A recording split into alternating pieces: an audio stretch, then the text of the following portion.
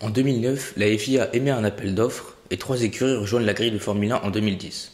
HRT, Lotus Racing et Virgin Racing, qui à L3 ont marqué 0 points. En 2010, une autre écurie était supposée rejoindre la grille, USF1. Le projet tombe à l'eau et c'est qu'en 2016 que les fans de Formule 1 peuvent voir une écurie américaine sur la grille. Bonjour à toutes et à tous, aujourd'hui on va parler de Haas et de leur avenir en Formule 1.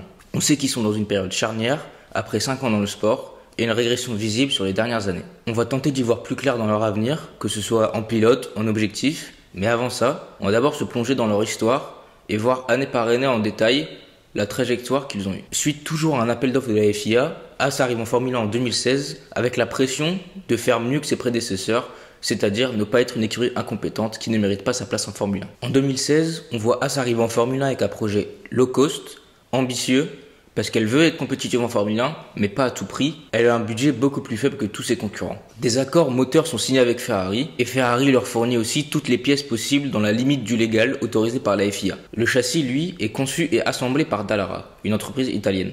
Alors maintenant, on peut se poser la question de savoir si Haas est un constructeur. En tout cas, ce qui est sûr, c'est que ce n'est pas un manufacturier.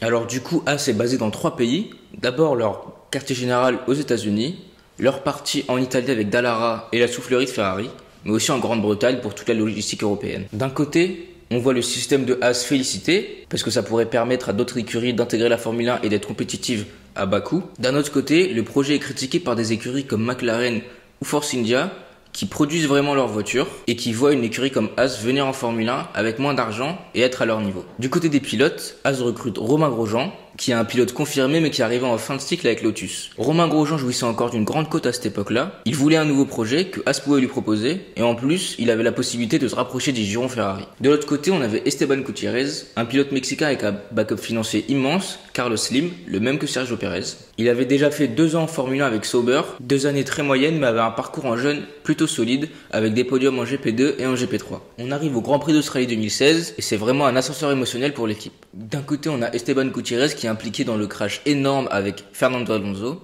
Et de l'autre côté, on a Romain Grosjean qui fait une super performance. Grosjean fait une magnifique P6 à Melbourne ainsi qu'une P5 à Bahreïn. Pour les 2 premiers Grands Prix de l'écurie, c'est vraiment des résultats très satisfaisants et ça fait plaisir en tant que fan de voir une nouvelle écurie compétitive contrairement aux HRT ou aux Virgin qu'on a vu au début de la décennie. Durant la saison, on voit l'équipe rentrer 5 fois dans les points et souvent pas loin, Romain Grosjean qui termine souvent entre la 11e et la 13e place. L'écurie américaine marque 29 points, termine 8e du championnat, et les 29 points sont marqués par le pilote français Romain Grosjean.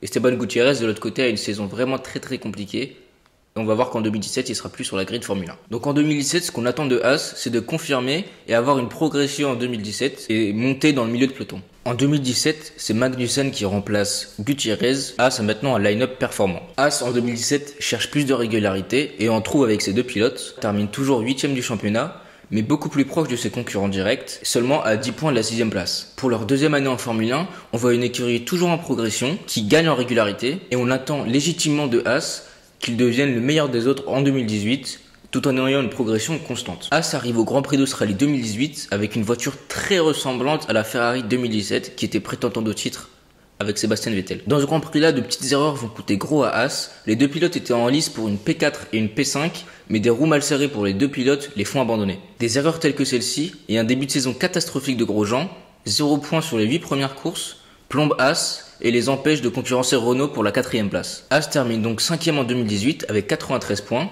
mais on voit une équipe beaucoup plus performante qui a seulement le top 3, Red Bull, Mercedes et Ferrari, et Renault qui est très proche devant elle. L'écurie est plus régulière et très souvent dans les points. Sur les 3 dernières années, on voit une écurie en constante progression et on s'est dit que le meilleur est à venir avec 2019. À l'entrée de 2019, on voit Haas obtenir un sponsor titre avec Rich Energy et on voit leur petit budget s'agrandir petit à petit. Et on se dit qu'ils peuvent bien s'imposer en tant que chef du midfield. Mais on va voir qu'en 2019, le concept qui a tant marché de produire le moins possible sa voiture va se retourner contre eux. Et personnellement, j'ai aussi eu l'impression qu'à la première difficulté, ils se sont complètement écroulés. Alors déjà, en 2019, Haas exploite une voiture qu'ils ne comprennent absolument pas. La Haas avait beaucoup de problèmes de chauffe des pneus et la fenêtre d'utilisation était très petite. Il y a un très bon exemple, c'est Kevin Magnussen qui fait une P5 en qualification en Autriche, mais qui termine P19 de la course. C'est très frustrant parce qu'on sent que la Haas est performante, mais en plus de ne pas comprendre la voiture, ils sont embourbés dans des évolutions douteuses. On voit même à la fin de saison Romain Grosjean qui demande à revenir à la spec du Grand Prix d'Australie pour comprendre où ça a merdé. Couplé à ça, on a les fiascos Rich Energy qui a quitté l'écurie en cours de saison C'était un vrai bordel et ça a mis un gros coup à l'écurie. On sent qu'en 2019, As n'a pas su faire face aux difficultés et on voit que leur concept n'est pas fait pour les évolutions. C'était très frustrant pour l'écurie étant donné que c'était la première année où ils avaient vraiment du budget pour bien faire évoluer la voiture avec Rich Energy, mais aussi la FIA qui après 3 ans dans le sport leur donnait plus de budget. Donc on a vraiment 2019 qui est une année terrible pour As et qui marque le coup après 3 ans de progression constante, mais l'objectif est bien sûr de se relancer en 2020 et bien sûr il y a beaucoup d'attentes avec le line-up qui reste le même, bien que ceux-ci surprennent pas mal de fans de F1. Dès le premier Grand Prix en Autriche, on voit très bien que As va fréquenter le fond de grille toute l'année. En plus d'un moteur Ferrari désastreux cette année-là, il y a un châssis très moyen à côté. As est dans la 3e partie de grille avec Alfa Romeo et Williams. Il y a presque aucun espoir de points et ils sont condamnés à tenter des paris fous à chaque Grand Prix pour essayer de marquer des points qu'ils ont réussi seulement 2 fois cette année-là. Donc maintenant il est légitime de se demander est-ce que As a un avenir en Formule 1 ?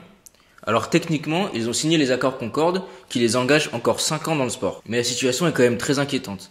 Il n'y a pas de performance, il n'y a pas de sponsor, donc il n'y a pas de budget. Tout l'argent vient de Gene Haas et du coup, il n'y a pas d'évolution possible et de développement. L'écurie américaine est en train de faire face à un modèle qui s'essouffle parce qu'il dépend trop de Ferrari. Et dans tous les cas, même s'il y avait du budget comme l'année dernière, bon, budget très limité par rapport aux autres écuries, mais budget quand même, les évolutions ne sont pas efficaces parce qu'ils ne comprennent pas la voiture, étant donné qu'ils la font même pas eux-mêmes. Mais bon, on se dit qu'avec les budgets capés, il y a de l'espoir, et un milliardaire russe, Mazepin, est pressenti pour acheter des parts de l'écurie, ou même l'écurie tout entière. Ça amènerait beaucoup de cash et relancerait la dynamique de l'écurie. Mazepin, qui s'était déjà placé en concurrent de Lawrence Stroll pour Force India, compte faire la même chose avec Haas, et peut-être se caler sur un modèle plus classique, parce que le modèle de Haas a fait son temps. Déjà, il serait pas pertinent de copier une Ferrari nulle qui joue le milieu de tableau, mais en plus le développement est très limité pour 2021. Il est fort probable que Haas fasse la saison 2021 avec la voiture du premier Grand Prix de 2020. Mais pour la révolution technique de 2022, il est impossible de copier une voiture, et on peut se demander si Dallara a les capacités de produire un châssis à partir de zéro.